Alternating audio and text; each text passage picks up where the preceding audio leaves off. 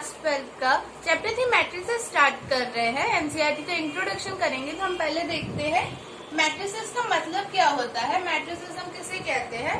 तो पहले हम डिफाइन देख लेते हैं। डिस्ट्रीब्यूशन ऑफ डेटा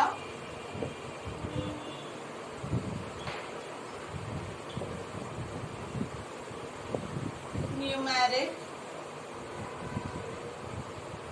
और एल्जेब्रिक। जो हमारा डेटा होगा वो न्यूमेरिक भी हो सकता है, algebraic into rows and columns.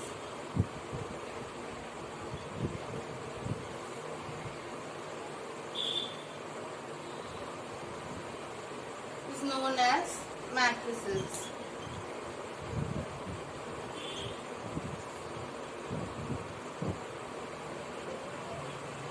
जब हम किसी भी डेटा को रोज और कॉलम में डिस्ट्रीब्यूट करेंगे तो हम उसको मैट्रिसेस कहते हैं। जैसे कि ये हमारी मैट्रिसेस है 2, 4, 6, 4, 6, 8। ये हमारी 2x3 की मैट्रिसेस है। 2 रोज 3 कॉलम्स। अब जब हम रोज को डिनोट करते हैं तो रोज हमारी जो रोज होती है वो ऐसे, जब हम कॉलम हमारा यहाँ लास्ट हो रहा है तो कॉलम हम ऐसे, तो ऐसे याद रहता है। जब हम कॉलम सी लेटर लेंगे तो हमारा एंड यहाँ होगा, जब हम आर लेंगे तो सीधा। तो वैसे हमें याद रहेगा रो हॉरिजॉन्टल, कॉलम वर्टिकल। अब इसका हम ऑर्डर ऑफ मैट्रिक्स देखते हैं। ऑर्डर ऑफ मैट्रिसेस,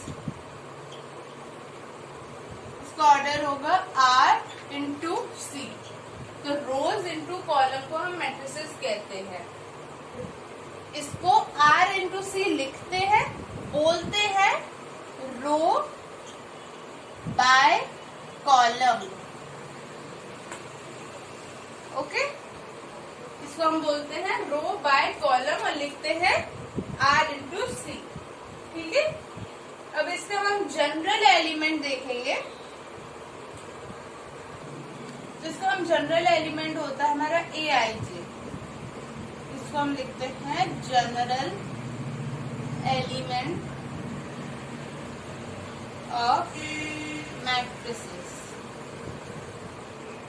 ठीक है, तो हमारा जनरल एलिमेंट होता है मैट्रिक्स का, उसको हम AIJ कहते हैं। अब जैसे कि हम कोई भी कंस्ट्रक्ट करेंगे, अब इसके टाइप्स देखते हैं। एक क्वेश्चन पहले ले लेंगे। Construct 2x3 matrix whose AIJ is equal to 3i plus 2j। अब इसमें जो हमारा AIJ दिया गया है, AIJ, I का मतलब है रो और J का मतलब है column. Row number of rows और नंबर ऑफ कॉलम्स। ठीक है, जब हम कोई भी कंस्ट्रक्ट करते हैं एक मैट्रिक्स को तो हम इसे स्क्वायर ब्रैकेट्स में लेते हैं।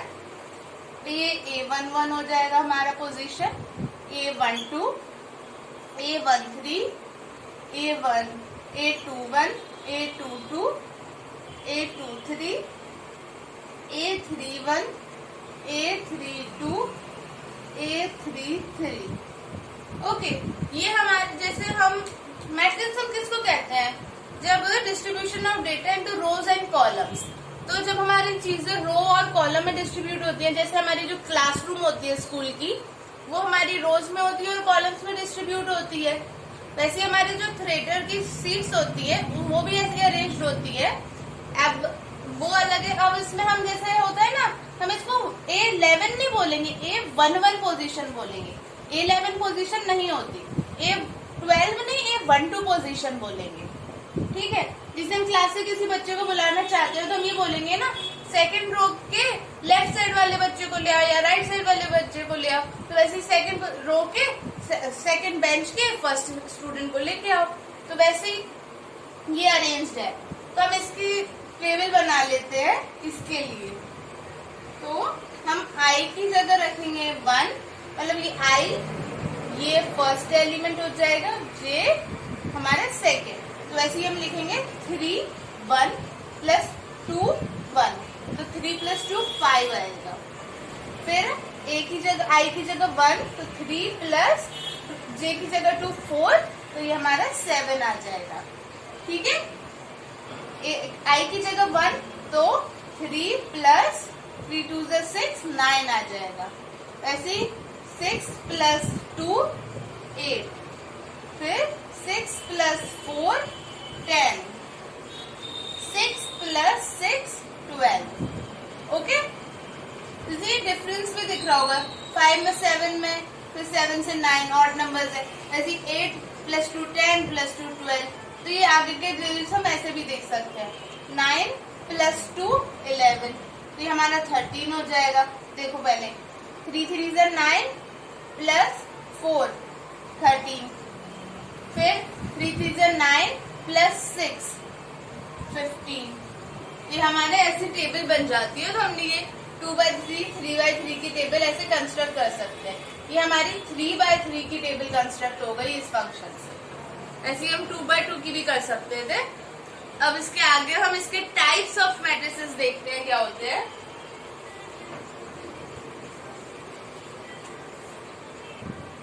तो हमारा पहला टाइप है row matrix. A matrix with single रो।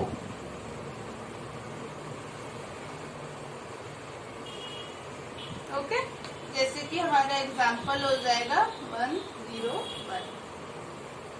ठीक है, ये हमारी एक रो में मैट्रिक्स है। तो ये हमारे इसका ऑर्डर भी देख लेते हैं। 1/3 इसका ऑर्डर है। R/C होता है ना, तो 1/3 इसका ऑर्डर है। इसका सेकंड टाइप देखते हैं column matrix.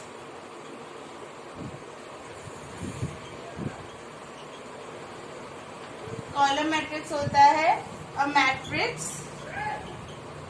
With single column.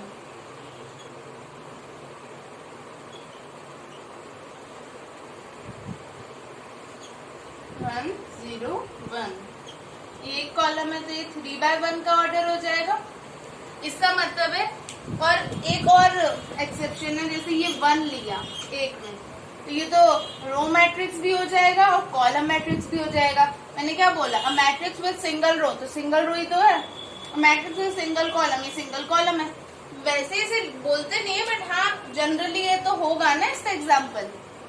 तो ये हमने देख लिया रो मैट्रिक्स, ये देख लिया हमने कॉलम मैट्रिक्स।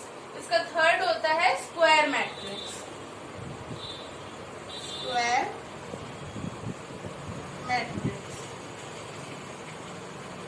इसमें होते हैं जो R होता है यानी रो इक्वल टू कॉलम। ठीक है, जो हमारे रोज होते हैं, नंबर ऑफ रोज और नंबर ऑफ कॉलम इसमें बराबर होंगे, इसको स्क्वायर मैट्रिक्स कहते हैं। जैसे कि हमारा 2/2 की मैट्रिक्स, 3/3 की मैट्रिक्स, 4/4 की मैट्रिक्स। ऐसे 4/4 नॉर्मली 12th क्लास में नहीं होता, बट हाँ 1-2 क्वेश्चंस दिए गए उस पे भी। 2/3 3/3 तक ही जाएगा ये। अब रेक्टेंगल मैट्रिक्स देखते हैं। हमें दिया है 4th रेक्टेंगुलर मैट्रिक्स। तो इसमें जो R होता है वो इक्वल टू C नहीं होता है। जैसे कि इसमें होगा हमारा 2/3 आ गया, 3/2 आ गया और 1/3 आ गया। ठीक है, तो ये हमारी रेक्टेंगल मैट्रिक्स है। स्क्वायर मतलब सेम, इक्वल इक्वल, पूरी एक स्क्वायर फॉर्म में बन रही है, जो अभी बनाई थी हमने इससे पहले एक एग्जांपल में। रेक्टेंगुलर जैसे कि उसका एग्जांपल ये हो गया 1 2 3 4 5 6, ये रैंडम एग्जांपल है। तो ये 2/3 की मैट्रिक्स है, ये रेक्टेंगुलर मैट्रिक्स है। और जो हमने स्क्वायर देखी थी वो हमारी थी ऐसे 3/3। ओके, तो ये हमारा स्क्वायर मैट्रिक्स का एग्जांपल है और ये हमारा रेक्टेंगल मैट्रिक्स का एग्जांपल है। इसके आगे हम डायगोनल मैट्रिक्स देखते हैं।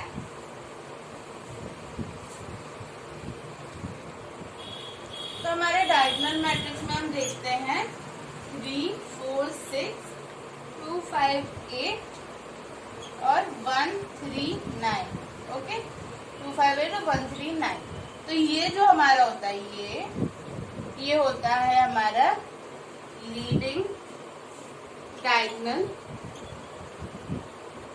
या फिर मेन डायगोनल। ठीक है, इसको हम लीडिंग डायगोनल या मेन डायगोनल कहते हैं। और ये जो हमारा दूसरा, क्योंकि हम किसी भी चीज का देखें तो उसमें दो डायगोनल्स होते हैं, तो ये जो हमारा दूसरा डायगोनल है इसको हम कहेंगे ऑफ डायगोनल। ये हमेशा ऑफ रहता है। तो जब हम इसको देख रहे हैं ये हमारा मेन डायगोनल है, ये हमारा लीडिंग डायगोनल है। तो ये एक तरीके की स्क्वायर मैट्रिक्स है। ये हमें स्क्वायर फॉर्म में ना, diagonal matrix is a square matrix, जहां जो हमारे डायगोनल पोजीशंस हैं वो होंगे जैसे ये A11, A22, A33। ये हमारे रो और कॉलम बराबर होते हैं डायगोनल पोजीशंस पे। ओके, तो हम इसकी लिखते हैं जो हमारा AIJ होगा वो डायगोनल पोजीशन पे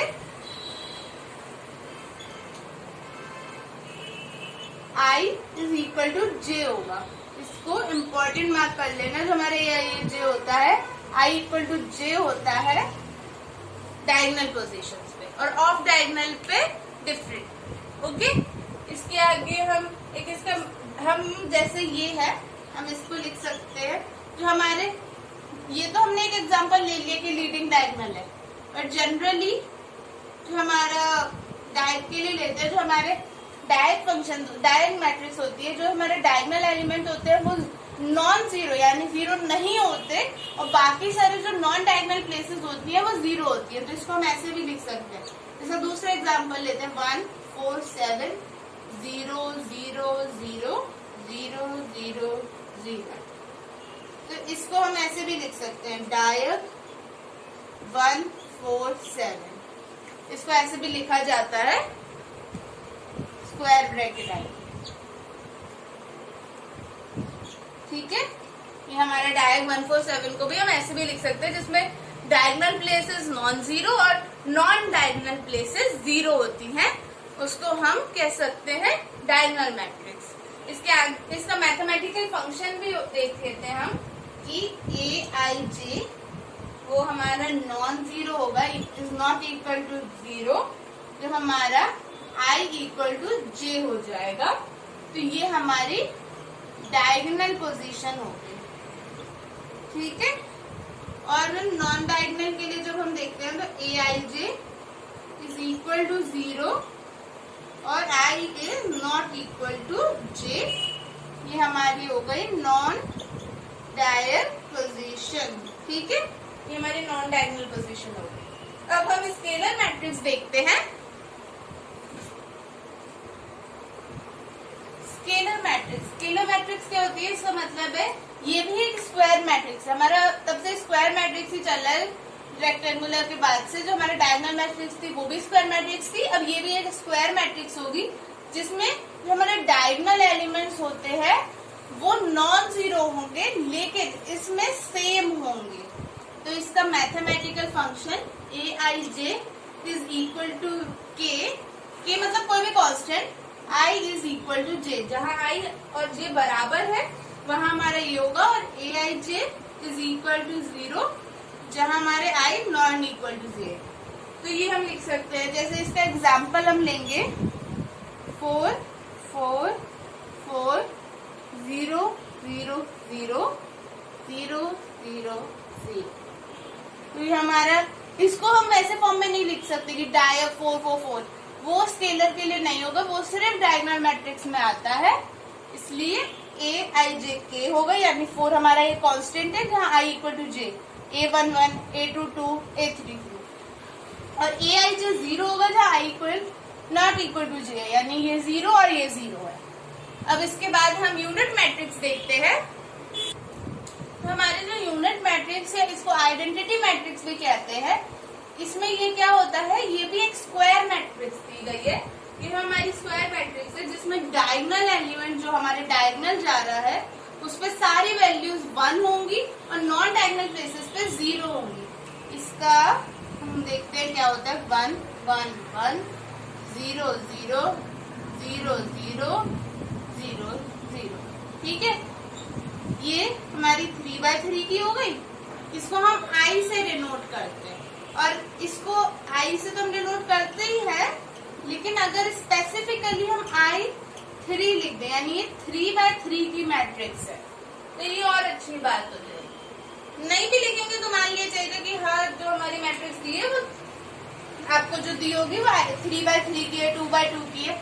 2x2 की मैट्रिक्स में क्या आ जाएगा आई के लिए 1 0 0 1। डायगोनल देखो ना, ऐसे 1 आने चाहिए और जो नॉन डायगोनल है वो 0। तो ये हमारा यूनिट मैट्रिक्स हो गया। इसके आगे हम देखते हैं हमारा है अपर ट्रायंगुलर मैट्रिक्स। तो इसमें aij is not equal to 0 होगा जब i is less than equal to j। तो यहाँ 1 1 1 2 1 3 2 1 2 2 2 3 3 1 3 2 3 3। तो जब हमारा i बड़ा होगा, i छोटा होगा और इक्वल होगा j के, तो वो वहां हमारा 0 होगा। ठीक है, यानी ये हमारा है, i छोटा है यहाँ यहाँ यहाँ, तो हमारे 0 नहीं है इन प्लेसेस पे। ये इक्वल प्लेसेस है और ये छोटी प्लेसेस है, यानी ये 1 2 है तो j बड़ा है, 1 3 है तो j बड़ा है, और ये 2 3 प्लेस है तो ये यहाँ भी j बड़ा है, और ये 3 3 प्लेस है तो इक्वल है, ये 2 2 है, ये 1 1 है। और जहाँ हमारा ये 0 होगा वहाँ i बड़ा होगा, 1 1 तो यहाँ नहीं है, इसलिए यहाँ हमारा 0 होगा। क्यों? क्योंकि 2 बड़ा है, 2 1। यहाँ हमारा होगा 3 1 तो ये इसलिए 0 है, ये 3 2 इसलिए 0 है। ये हमारा ऊपर ट्रायंगुलर मैट्रिक्स दिखाता है जहाँ हमारे नीचे के एलिमेंट 0 है और ऊपर का पूरा ये ट्रायंगल जो बन रहा है उसमें वैल्यूज है। अब हम लोअर ट्रायंगुलर मैट्रिक्स देखते हैं। तो हमारा लोअर ट्रायंगुलर मैट्रिक्स दिया है, इसके पहले हम एग्जांपल देखते हैं। 1 0 0 4 3 0 और 7 5 8। ओके, ये है हमारा लोअर ट्रायंगुलर बन रहा है और ऊपर के एलिमेंट 0। मैथमेटिकल फंक्शन इसमें क्या है, aij 0 नहीं होंगे जहाँ i बड़ा है j से या इक्वल है j से। इक्वल पोजीशन ये है, i यहाँ बड़ा है यानी 2 1 3 1 3 2, ठीक है, और ये इक्वल है। और ij इक्वल होगा 0 के जब i हमारा छोटा होगा j से।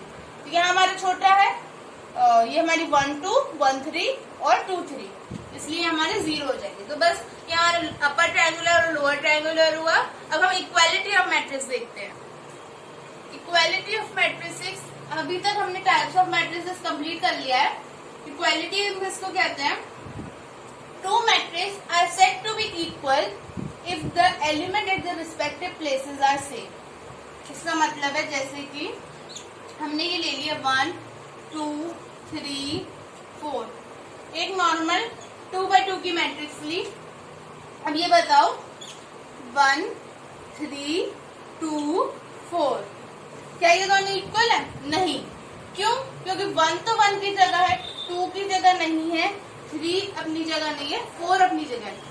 तो इसमें है 1 यानी फर्स्ट पोजीशन फर्स्ट की जगह, सेकंड सेकंड की जगह इक्वल होनी चाहिए, तब इसको इक्वालिटी ऑफ मैट्रिसेस कहते हैं। इसमें अब पहले हमने डिफाइन देखी थी न्यूमेरिक और अलजेब्रिक हो सकती है, इसमें वेरिएबल्स भी आ सकते हैं। तो जब हमसे ऐसे क्वेश्चन होंगे हमारे एक्सरसाइज में, जैसे इधर कोई इक्वेशन है और ये दो वैल्यू है, तो यहाँ भी इसको हम इक्वल कर देते हैं अभी, ठीक है। 1 2 3 4 हमने सेम कर दी। ऐसे ही हमारी दो इक्वेशन दी होंगी और ये दो हमारे डिफरेंट होंगे, मतलब ये दो हमारे सेम दिए होंगे, तो हमें कंपेयर करना होगा, कंपैरिजन। तो ये हमारी इक्वालिटी ऑफ मैट्रिसेस यहाँ खत्म होता है। ओके, तो अब हम इसके बाद एक्सरसाइज 3.1 स्टार्ट करेंगे। तब तक आप इस इंट्रोडक्शन के टाइप्स और